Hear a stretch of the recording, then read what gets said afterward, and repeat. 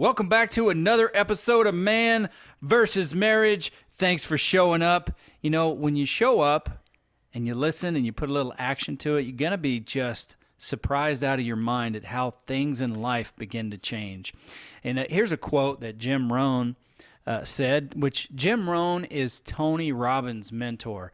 Yeah, isn't that weird to hear that Tony Robbins had a mentor? Right. That just trips me out. I love Tony But he's Robbins. the guy. I love Tony Robbins also. He said, discipline is measured in ounces. Regret is measured in tons. So I'm like, what? I agree. Wow, how hard is it to lift the regret from the past when if you would have just been disciplined a little bit every day, you would be amazed at how big the change is. Yes. So I didn't plan on putting that quote in there, but it just came out because I want to encourage you. A, you're a rock star because you're listening to the podcast. I mean, come on. Look in the mirror at yourself and just tell yourself how awesome you are. You're good, you. So we're back with an extended episode, or like a recap, if you will, of becoming a better listener, because we have so much more to cover. We're not going to try to bore you out of your mind, but I really took the art of deferring. I took it heavy. That was not like play for the show. What did that mean to you? It's interesting. It took me back to how Jeannie and I communicated before, and how intense I was at getting my point across and telling her how she felt and assuming that I knew. Like, I would go ahead and have the argument in my head before I got to her, so I would be prepared to prove how right I was about the situation. And it's probably because we're removed from time, but the dramatic transformation in our relationship from deferring took us from it's you against me to, hey, I like you. And that was just big for me. I always knew that I loved my wife. There were times where we just did not like each other very much. Right. Because we were like two competing entities. But remembering how huge the effect was when I began to defer and let her speak, it was like I said in the last episode, it was such game changer for me. It was like game changer status that it just kind of rekindled that flame of, yeah, this really helped me. This authentically changed my marriage for the better. And it has proven itself for unending benefits. I still have to catch myself every now and again, but I just learning the art of deferring, making someone feel special because you are present in the moment. Right. And you care about what they have to say. And you can make that experience great for them. Absolutely. And in turn, you learn a lot more about the person that you're talking to or that you're listening to, because they will tell you what they need. And we as guys, we are need meters. Yes. Sounded weird, but we are. So that's why I didn't dress that up. My reaction was not a dress up for the microphone. It was like, I forgot how much I love to defer. And it's weird to hear me say I love to defer, but it just had such a tremendous impact on my relationship. Right. So, yeah, if you haven't tried it yet, please start trying it. It's such a selfless thing that you do. I think sometimes we just become so selfish. Yeah. You know, just as a person, or become selfish in our marriage. And there could be like a lot of reasons behind it. The way that we were raised, if you were raised in a large family, it could even be you were raised and you were the only child. So there's a lot of things behind selfishness that, you know, it's just an important thing to check yourself. Like, do you defer? Because most selfish people don't, or they don't know how to go about it. And when they are thinking that they are deferring, they're really doing it for their own benefit. So there's still selfishness behind it. To like truly defer, to truly defer to somebody, it's such a gratifying feeling within yourself to meet somebody else's need. Yes. That you are just, there's no ulterior motive other than to defer to this person of what it is that they need, want, desire, whatever that, whatever that it is that they are asking for. And like I said in the last episode, I just really think it's just a lost characteristic. Yeah. That I think sometimes we need to go back to. And I think, just judging from where I was coming from, I didn't really intentionally set out not to hear my wife. I think maybe it was something that was just like an unconscious mechanism. Mm-hmm. So the only way to repair that is to get conscious about it, right? You got to get conscious. Intentional. Be intentional. Do things on purpose, and you will see the results. I mean, hey, look, I'm a dude. You're not. You're Right. a lady. How does it make you feel when Bill is authentically listening and focused on you? How does it make you feel? You're loved. Yeah. It speaks volumes. It's definitely building blocks in your marriage.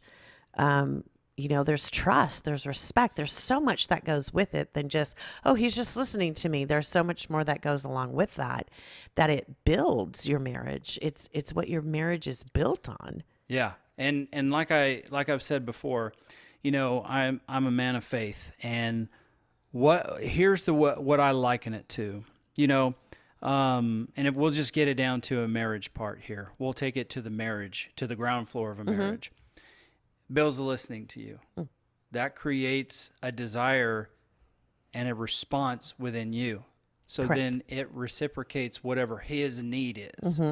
And it may seem selfish. On the outside, it may seem selfish in some respect. But I asked people a question today. Have you ever given somebody a one-sided hug? Where you hug them and they just stand there and they don't hug you back? Who wants that? Right. So it creates a response when you're authentically in the moment with somebody. And what love is it's a give and it's a take.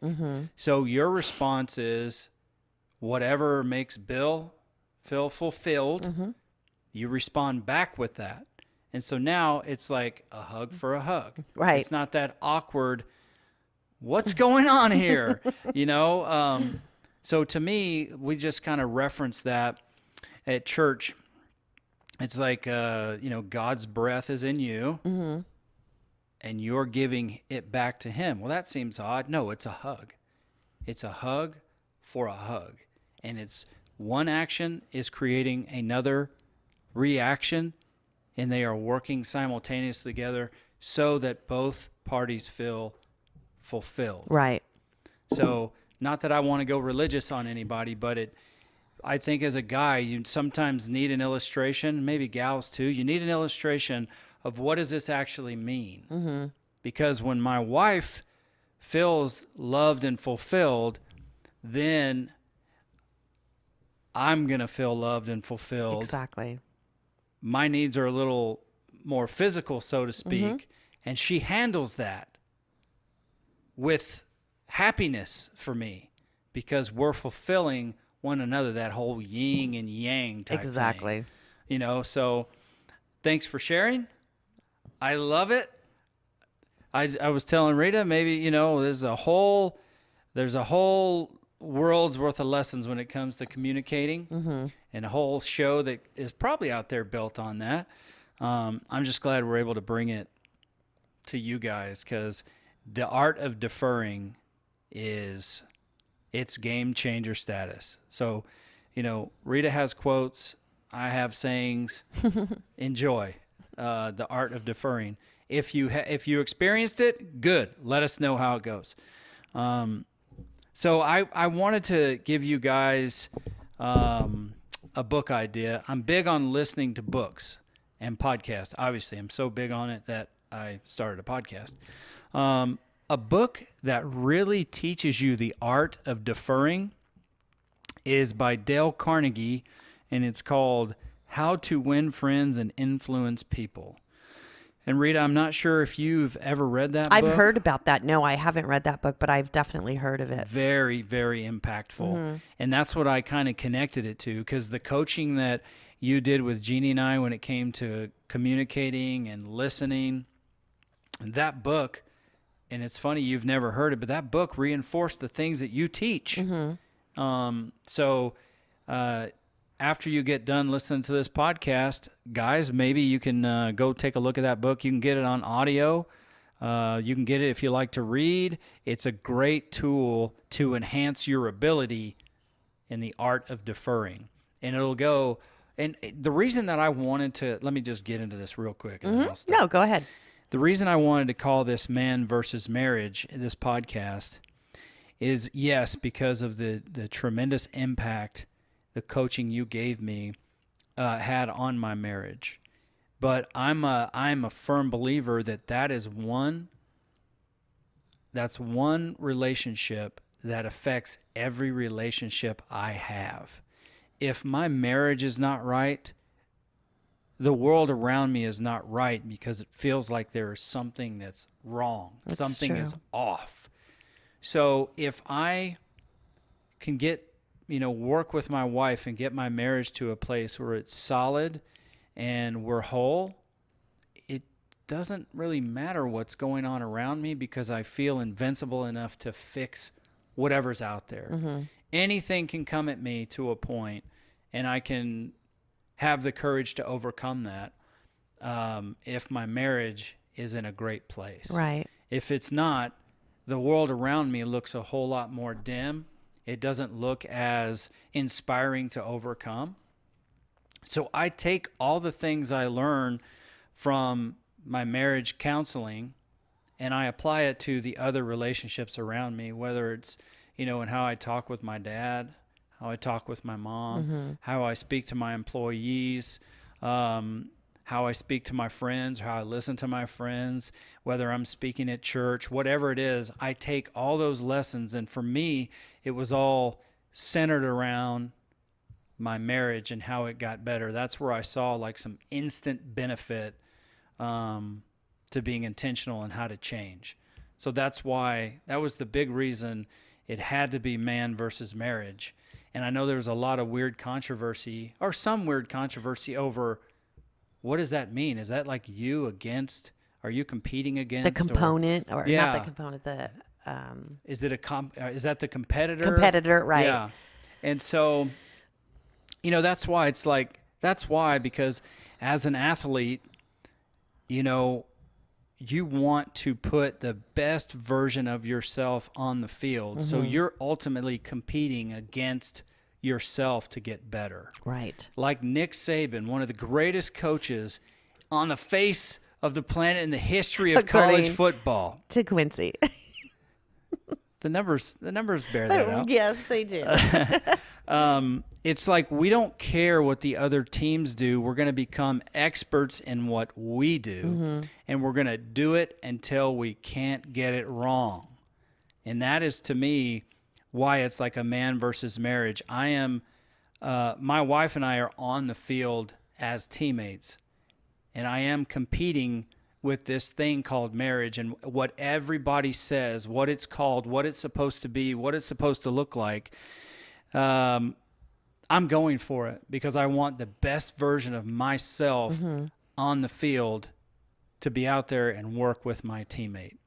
So, but the counseling that we did in marriage spilled over into the self-development side. Absolutely. It's so important. I absolutely agree with that. It's so funny that you mentioned that, because when I think of the podcast and when you introduced it to me, the idea, I don't want to say pitched it to me, because you didn't pitch it to me, but it just like, hey, what do you think about this? And the experience that I have gone through personally in my own personal marriage, married young, had kids, the whole thing. And as I look back in those times and then getting into being a life coach and counseling people in marriage, coaching people in marriage, my heart really, really went out to the men. And when you came to me and asked me about this, I thought, there's so many times that I have sat before men and they don't have a soft place to land. Like they don't have that place where they feel that they can be vulnerable, that they can be open and honest with their feelings, right, wrong, or indifferent. Sure. That where do they go? Like, it's okay for us women to voice our feelings and to put it all out there. And there's different avenues for us to go to. But I just felt that, and I may be totally wrong, so correct me if I am wrong. I just felt that there's not those many places for men to go, and to reach out, and it to be a safe place. Like, it's okay for you to be a guy and to share your feelings, and there's no judgment. Yeah. There's no judgment because you're feeling this way for some reason. So let's get to the root of it. Yeah. Instead of being afraid to share that, instead of being shamed to share it, whatever it is that you're going through. Right. So when you came to me, it's just like my heart just goes out to men because sometimes they're just so brutally attacked on just being men, you know? It's like we just have this perception of how they're supposed to be. And there is definitely a way that you guys are created, the way you think, the way you see things, the way you hear things, the way your heart beats. Everything is so different than how we are as women. And we have to understand that as women and respect that and get some insight and to be able to help your man through all of this. So that's why when you said this to me, I thought, what a great opportunity to have to be able to do a podcast and reach those men who are traveling back and forth to work. Because when are they going to have any other opportunity to come in and just listen? Yeah. You could just listen, take what you want for what it's worth, right, and apply it. That's right. So I just think it's, man versus marriage. It's like what you said. It's not as though we're coming against it or they're our opponent. It's not that. It's being on that field and bringing the best version of yourself is what it is that I want to just grab people and just be the best you. Yeah. Because like you said, you don't want to have tons of regret at the end of the day.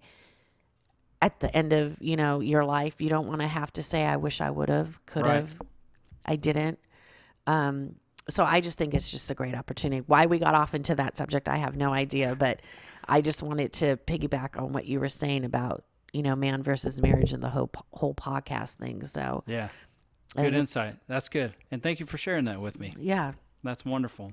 And I do think, that it's just one of those, it's one of those mediums, podcast is, and I'm sure there's plenty of other ones out there, but it's one of those mediums where you can really just get into the zone and start to connect and develop with people from around the world. Yes. Who are in the same boat you are. Right. Whether they're in Africa or whether they're in Canada, Mexico, South America, wherever. Right. It's interesting that there are people who are going through what you're going through, even though we're in the USA and they're somewhere else. So that's the beauty of where podcasting comes in, and there's a lot of information out there, and us making, putting our life, really me putting my life on display to give other people an opportunity to better their self and their relationship. I just felt like you gave into me and Jeannie in our relationship, and I wanted to do something to give back. And this is on a grand scale. Right. So good. I'm glad we threw that out there. better listeners. Yes, that's the episode 2. But you know what? I'm glad we shared that. It's fantastic. And sometimes, you just go off on a little rabbit trail, and that's okay. Right. So, so where do we go from here? Yeah, I know that let's recap some of those habits that you talked about and get some quotes in. I talked about the book, How to Win Friends and Influence People, Dale Carnegie. Check that book out for the art of deferring. That's kind of what I got from it. But Rita, let's get into some of those habits. Let's recap the habits that you had. So, we can just refresh the guys and what you said last episode. Okay? Sure. So these are habits that I would just, like I said before, they're very simple. Everybody knows them. But yet they are so simple that we forget. So these are just a few things to do, to work towards. So in conversations, it's having eye contact, your body language, you're leaning forward, you're smiling, you're nodding, you're encouraging, you're reaffirming what that person is saying to you. You don't try to fix it, meaning if your wife or husband is explaining something, you're not in the mode of trying to fix what it is that they're expressing to you. You do not have a phone around. You don't have the computer. You don't have the TV on. Limit all distractions as possible, because that is just shuts any conversation down in a half a second. You're asking questions instead of assuming. You don't interrupt. You don't change the subject. And you don't zone out, and you're present. I think the last one is the most important, is to be present. I think a lot of times, like what you were saying last time, we become such a busy society that it's like, okay, get to the point. Let's get to the point. Let's get down to the nitty gritty. Let's talk about what we need to talk about, because I got this to do. I got that to do, and it's just, it's just something that I think that we need to learn to slow down in life. Mm-hmm. We just really need to stop and slow down and just realize, life goes by fast anyway. Yep. And it just seems like we're making it happen so much faster. We're always in a rush, always busy, always on the next thing, always, and I think it's good to unplug. I think it's really good in relationships to unplug a little bit and just be. I don't think people know how to just be and just relax and let's just talk. Let's just, let's just relax and be with each other, be present with each other. Yeah. And we've just become so busy. So I have another quote from Ernest Hemingway. I like to listen. I have learned a great deal from listening carefully. Most people never listen.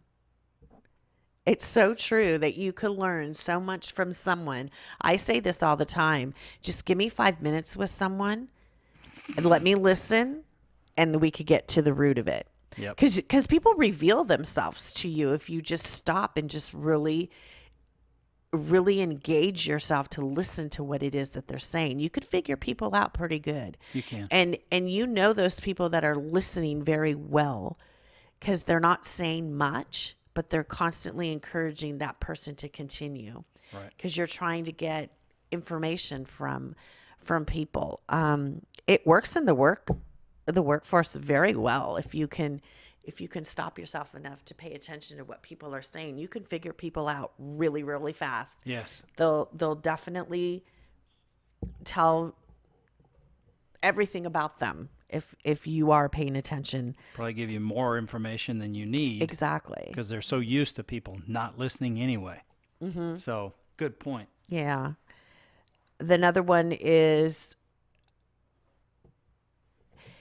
nature gave us one tongue and two ears so we could hear twice as much as we speak. That is very good. I thought that was a funny one, but isn't that super true? Yes. I think that's just something that we need to practice listening, definitely, for sure. And there is a difference between hearing and listening. There's a huge difference between hearing and listening, because hearing is a short-term memory. Everything you're hearing is like on the surface what you're hearing. Yeah. But if I'm truly listening to you, like I'm engaged, every part of my being and my emotions, everything of me is in the moment of what that person is saying. And there's a huge difference. And people know that and they feel that. Yeah. They know when you're engaged with somebody, or like you walk away and you thought, okay, like they didn't hear They didn't anything. hear a word I said. Nothing, because the responses of how you respond to somebody definitely is a clear indication if someone is listening to you or not. Yeah. If the lights are on or not. Yeah, because they'll like piggyback on what it is that you're saying, or they'll express it a little bit different, or they'll ask you a question about it. And a lot of times people don't know how to respond to that because they're not used to that. They're not used to, if someone's speaking to me and they're expressing something and I want to go a little bit deeper, then you ask a little bit deeper questions. Yeah. And sometimes it throws people off because sometimes a lot of people are just used to just shooting things right at you and not really having that other person listen. Well, when I started to consider, becoming a better listener, it's one of the adventures that I took in this game called marriage. And, one of the things that like I said in the first episode, listen more and talk less. Mm-hmm. And if you couple that with a few other thoughts that kind of help me, and, some of these you'll have to take and tweak a little bit for yourself, because I got a question for you, Rita. I got a question. Yeah. But before I ask that question, Mm-hmm. I think it's really important when you are listening, and let's say no matter what the conversation is, if it's a hard talk or if it's a fun talk or whatever, it really is engaging when somebody says something to you and you say, what I'm hearing is this. Is this what you were saying? Mm-hmm. And then it'll give them an opportunity to kind of connect on a deeper level. It'll give an opportunity to expand on what they are saying, and it'll also make them feel like they're important. Right. Because that's what worked with me. It worked with Jeannie, and it especially most of it started in the arguments. Mm-hmm. Okay, that's where I really cut my teeth on it, if you will. Mm-hmm. Is listening, deferring, listening authentically, letting her say what she needs to say, and then if something struck me wrong, I'd say, hey, here's what I'm hearing you saying. Is that right? Is this what you mean? And if it is, well, you got two paths you can go from there. Because if you heard exactly what she said and it's not good and it's what she meant, well, you got to work through it. You got some things that you've got to work through, Mm-hmm. which that's fine as long as you're dedicated to not fighting to be right. But I really think it will help you guys if you get engaged in the moment, defer, begin to listen. And like Rita said, have some eye contact. Mm-hmm. Having eye contact with somebody can be uncomfortable. So it takes practice. Look me in the eyes, Rita. Right there. I always do. Yeah. So it can be uncomfortable with Mm-hmm. people who aren't used to doing it because they're more used to looking down, looking at the phone, right, or at the computer. Mm-hmm. And when you look somebody in the eyes, it's a connection. It's saying, okay, I'm engaged. Right. I'm engaged. I want to hear what you have to say. Mm-hmm. If you follow that up, sometimes you might find that people are saying things and they don't really have a reason they believe what they're believing. So True. It can help them to understand maybe they have a false sense of explaining or a false thought about a situation, and it's really not how they saw it. That's more on the, hey, we're in a heated discussion here situation, Right. more than anything else. Mm-hmm. But I got a question, okay? Mm-hmm. I need some help. Shoot.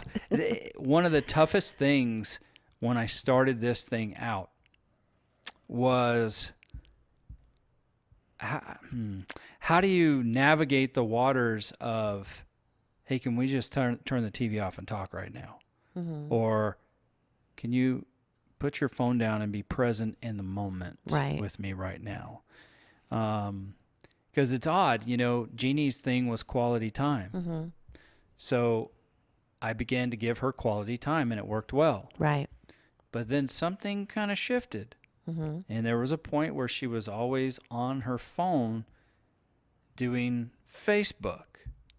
And I'm like, hey, you're supposed to be the quality time person here, and I'm giving you quality time, but you're not being present in the moment. Right. And these are things that you need. So are you like substituting? Are you upset? Good question. What are you doing that's fulfilling you because we're not connecting here? How can a guy approach that conversation with his wife and not get thrown overboard? Right. Do you have any pointers for us there? Because maybe there's a guy listening that's like, yeah, I tried deferring and it worked. And maybe they're circling back around to this episode and it's like, it worked for a while, but now I don't know how to diplomatically say, can we put the distractions aside and focus on each other? Mm-hmm. Got it. Okay. I think it depends on the personality. If I use Jeannie as an example, with her personality and just knowing her, what I would do is let her know beforehand. You have to prepare her that, when we get home tonight, I just want to have some time, just you and I, and, just kind of go over some things. Or what you're doing is you're preparing her for what is about to come, instead of just coming in and saying, hey, can we talk? Mm-hmm. Because of her personality and the way that she is, that would be a little startling to her, like, oh my gosh, what's wrong? But if you can prepare her beforehand, whether it be a phone call on your way home. So it's a really good question. It's a great question, because I think a lot of marriages fall into this where the phone is the escape. Yeah. Instagram, Twitter, Facebook is the escape. I would want to know why. Yeah. Like, I understand people have downtime. I understand, they're going to just scroll through aimlessly because nobody wants to think. So that would be my question to the person, if that's what it is that they're doing. Like, what's really going on? Yeah. Like what you said, is this meeting your need more than I am? Because that's not okay. Like, that's not okay. I know many people think like that's normal and that's okay. It's not okay. Right. Because that should never substitute engaging with, your spouse, your kids. It's the rudest thing. But that's just me personally. There's a time and a place for it. Yeah. But if your face is glued to the phone, society says that's normal, and it's not normal. Right. So let's get down to the nitty-gritty and let's talk about this, because is this a problem? Like, is this your go-to to escape whatever it is that's going on around you, that we just withdraw? Because I believe that's what it is. We just withdraw from what's going on around us. Yeah. Because there's too much going on around us. So we're just going to withdraw from that and just go and sink into our phones and just whisk away and not have to think about anything. Sure. So to me, it is an issue, but that's me personally, because I'm all about being engaged, right, having eye contact, let's talk heart to heart. So it's just, I'm sure a lot of people deal with that. And the minute you say anything, they are like so offended. Yeah. Like, I cannot even believe that you're bringing this topic up. If they get offended so quickly and easily, then we do have a little issue here that we need to talk about. Got a wee little issue to address here. Right? So Yeah. it's just like, I think it, like I said in the beginning, I think it depends on the personality. You have to know your spouse. Are they ones that, you know, they could think on the seat, like me, I could think on my feet. Like if Bill would say, hey, Rita, I need to talk to you. I'm like, all right, let's go. Yeah. It's not an issue. Right. With people who don't have that kind of personality, it just takes them a little bit they need to be prepared. They need to know what's coming their way. You just don't throw it on them. Yeah. So you just have to know your spouse. You have to know how to have and when to interact that kind of, this is what we need to do. This is how, you know, so it's I not hope that answered your question. Yeah, it does. And it's not, you got to know your relationship, guys. The time to speak about it's not when you sit down for family movie night. Right. And everybody has dinner in hand, and then you choose that moment to unload on the situation. I've done that before. Then you just ruin the movie, you ruin the night. Right. Anything else the night had in store for you, you just kind of ruin it. Or as we say back in Alabama, I'll say this: you just ruin it. It's ruined. It's done. So timing is everything. Timing is. But you do have to know your spouse and kind of how she's wired, so that you can prepare her for a potentially a difficult situation to discuss. Right. Because the odd thing is like, well, you get accustomed to sharing quality time, and it's like, hey, I kind of actually like this thing. Right. And then it's like, what about this quality time we're supposed to be spending here? And she could change. You could ask her that too. Like might not be important to her anymore because you've been doing it and you've been fulfilling that. So her love language might be changing because you're not the same always. Like I've said it before, how I was at 23 and how I am at 53 is totally different. Okay. So as Jeannie is, as both of you, not just Jeannie, but as both of you are going through your marriage, it's like you need to kind of like go back and say, is this still important to you, or you know, or are you wanting something different? Because what you're telling me and just what it is that you're doing right here is saying that it's not. So I want to make sure that this is still important to you, because if it's not, then we need to figure this out, because it doesn't seem as though it is anymore. Yeah, and that makes perfect sense. If I went to a present day experience, and this is going off again this is off the beaten path of becoming a better listener. We just did some drives, and before we would drive and she would talk and talk, and we'd get engaged in conversation. Whereas, you know, I would have preferred maybe just to listen to a podcast, right, or a book, because I got 12 hours to drive. But when we started this quality time thing, I put that away and gave her the time, and you know, we went to the clouds together and whatever else. Well, now she's sitting there reading this book for hours and hours, and I'm thinking, what the heck happened to all this quality time? I'm gearing up for what's going to fulfill her, and she's reading a book, and I warred with myself over it. I'm like, should I say something? Why didn't you just talk to her? Well, I don't know. Here's the thing, and I'll walk you through it. I have to identify why I'm feeling butthurt first before I just kind of lash out about it, because we're on a 12-hour ride together. There's nowhere else to go. So I like to really get down to the bare bones of why the heck are you feeling this way? Because this is actually an opportunity. Maybe her quality time bank is full because I put so many deposits in there. Maybe it's full. And right now, with her hectic life, she just wants to disappear into a book, which affords me the opportunity to do what I want to do. So I was like, you know what?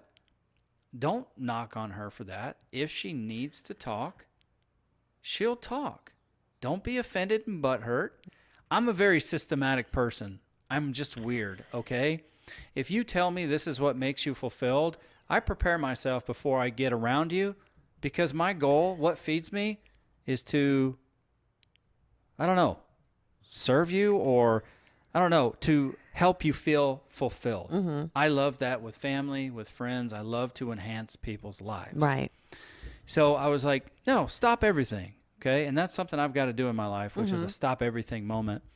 And it's like, stop everything, understand if this is a real issue. It's like, look, dude, you're getting the best of both worlds here. Your wife is fulfilled. She's enjoying her time with a book. You get to listen to whatever you want. And let me guarantee, if you want to talk about something, start talking. She'll put the book down and you can talk. Right. So I experimented. And a lot of times, it's a lot going on. I'm sorry. But so what I did was, I was like, you know what? Yeah, this is good. I'm going to listen to this for a while. And it's like, oh, well, I want to talk to her for a minute. Let's see if I'm right with the way I'm reasoning things here.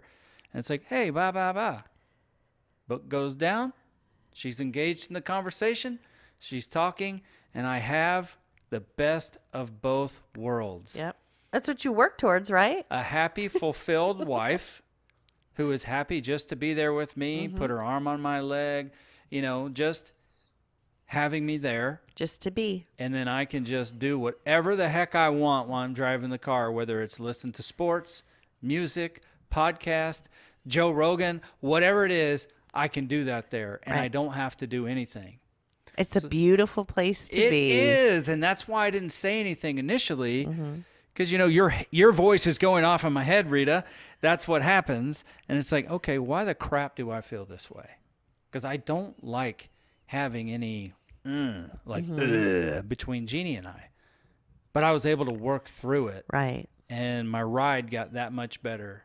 Because if I wanted to talk about something, I would just throw it out there.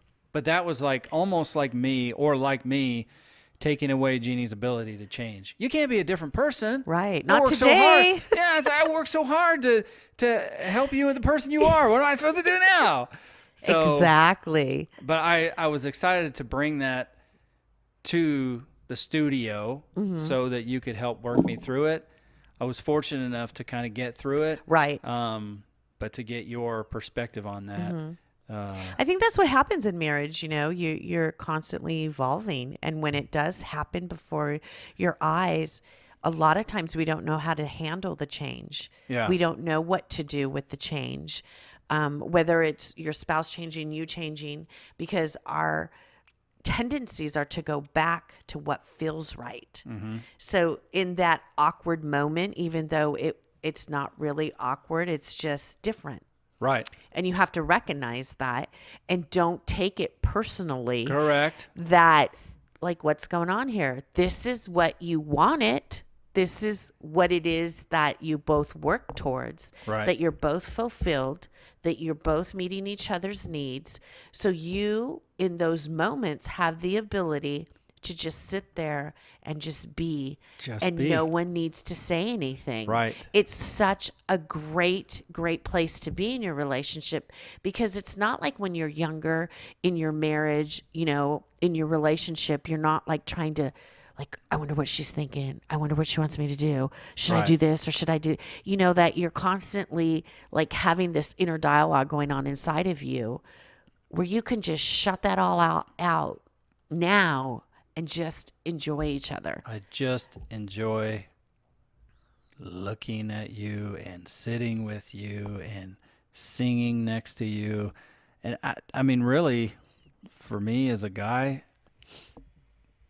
having talks and whatever, it wasn't for me. I had something else that I always wanted to do. Right. But I might have morphed a little bit, and maybe I'm the quality time person now. And if I am, I just need to say something. Right. And not assume that, she's disappearing into the whatever. Just don't assume anything. Right. And ask questions. But thank you to you, because your coaching goes far beyond the two chairs that sat in front of your desk.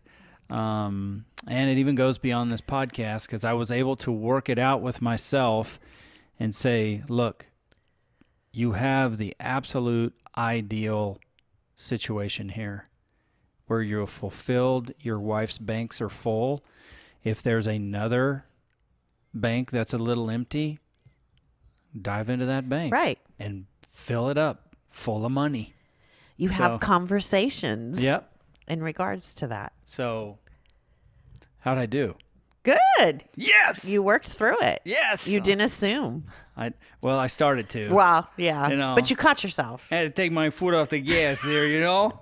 All right. Well, I think this episode went a little long in the tooth, and it took a couple of different paths, but I think we go back and listen to it. It's going to be great because we did get we did kind of get a minor recap in there, a little mini cap to say these are the habits that you can create. And we want you to reach out to us. And here's a guarantee I made, like even when I did the announcement on Facebook Live, if you want your questions to remain like Steve Saskins from Saskatchewan, Canada says, yakety yakety yak, and whatever. Maybe you don't want your name out there. Right. But you still want the question answered. Because I'm telling you, whatever questions you have, lots of guys have those questions. So we need your perspective. I mean, me as a man married, Rita as a marriage coach, she needs different pieces of perspective so that we can grow, and then we also know how to help you. So I will honor you. We will all honor your desire to remain anonymous when you send questions in if you don't want people to know your name. If you don't care, we'll put you right out there. And someday we might have you call in and give your experience on the show if you so desire. But let us help you. Give us some feedback on if these habits have helped you, and maybe you had to modify them and make them your own. So just go to our Facebook page, go to our website, which is manvsmarriagepodcast.com.